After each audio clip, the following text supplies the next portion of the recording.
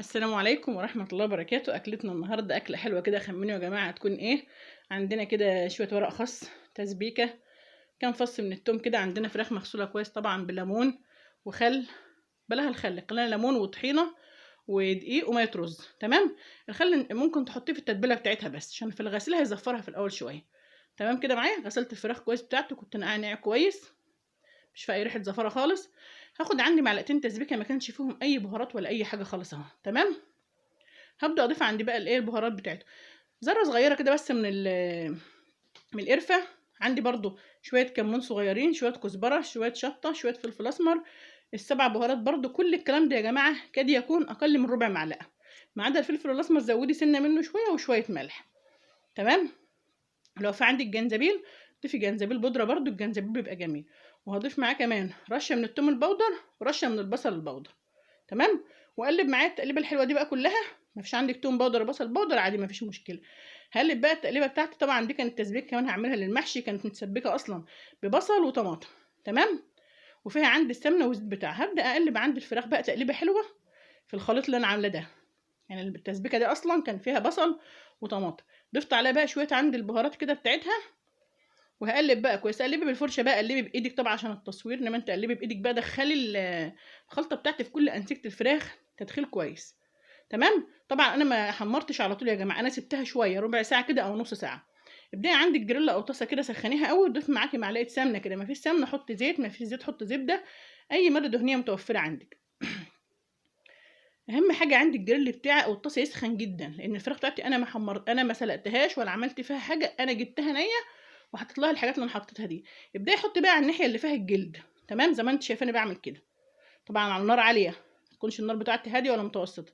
هبدا اخد عندي اللون بتاع الاضاءه بس اللي ظلماه، تبين لكم ان هو ملسوع شويه، بس هو مش ملسوع ولا حاجه. لازم تحمرها تحمير كانها فراخ مشويه، حمرها على الناحيتين كان بالظبط فراخ مشويه. انا ضفت عندي بعد معلقه السمنه اهو معلقتين زيت، اي ماده دهنيه انت حباها. تمام. حمري بقى تحمير كويس على نار عاليه على الجنبين. انا هقرب لك الوقت الفخذ بتاعي من الكاميرا، عشان الكاميرا من بعيد جايباه متلسع شويه، بس مش متلسع ولا حاجه، لان انا مش هحمرها تاني. يعني انا هعمل لها طريقه كويسه النهارده، بس هيكون ده التحمير النهائي بتاع الفينش بتاعها خالص. اهو شوفي اللون بتاعها جميل ازاي، كانها فراخ مشويه يا جماعه، والله احلى كمان من طعم الفراخ المشويه. هتبقى ان شاء الله دايبه دوب، ما تخافوش خالص من الطريقه دي. شوف جميله ازاي، لونها حلو ازاي. هحمرها من الجنبين خالص لحد ما اقفل الانسجه بتاعتها تماما وتاخد اللون الحلو بتاعي ده.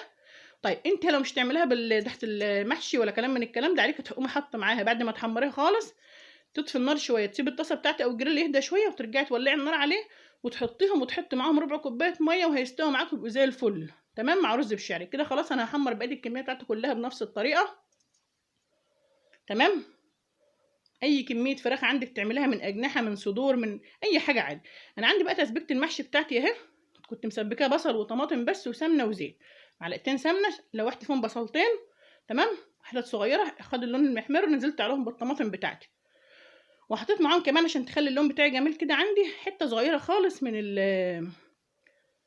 البتاع اللي بيدي لون احمر ده يا جماعه. حد يفكرني كده. بابريكا، حطي بابريكا مثلا، حطي حته من لا هو المهم باين معاكم يا جماعه اهو في التصوير، لو افتكر اسمه هقول له حضراتكم عليه. تمام.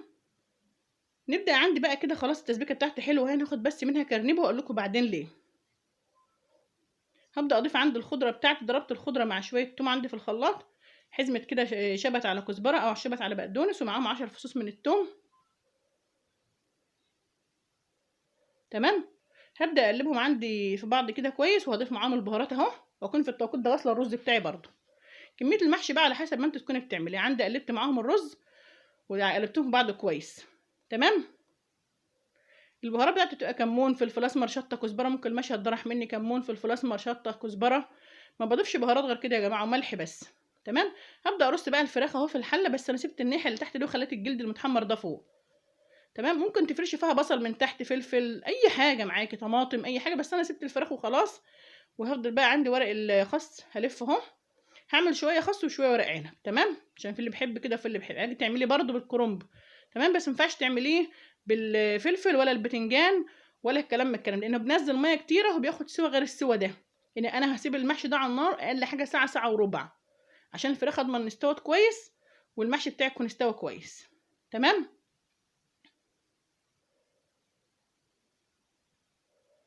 خلاص انا كده المحشي بتاعي خلاص اهو. كنت واخده معلقتين صلصه كده، الاضاءه عندي راحت مني شويه اهي، معلش سامحونا بقى. حطيت عندي معلقتين الصلصه على الوش كده. تمام. وشويه مرقه معاهم شويه شوربه، ما عندكيش شوربه حطي ميه وزودي شويه ملح وخلاص. تمام. اظبطي بقى كده، ما تطلعيش الميه بتاعتك او الشوربه بتاعتك عن اخر سطر في المحشي كده، كل ما تحطي هز الحله جامد بحيث تاكدي ان من اخر حاجه من اخر يعني اول سطر عندك تحت خالص يكون واصل المرقه بتاعته. خلاص الاضاءه ظبطتها يا جماعه. حطيته بقى على النار تشرب ميته، حطيته يتردد او يستوي بعد ما تشرب ميته عندي لمده ساعه، ساعه وربع. بيبقى مخلي عندي الفراخ دايبه دوب، والمحشي بتاع الورق بتاعه مستوي، اكله جميله خالص. مع الف سلامه، واشوفكم في وصفات تانية جديده باذن الله. ودعمونا يا جماعه باللايك والشير وتعليقاتكم الجميله. مع الف سلامه.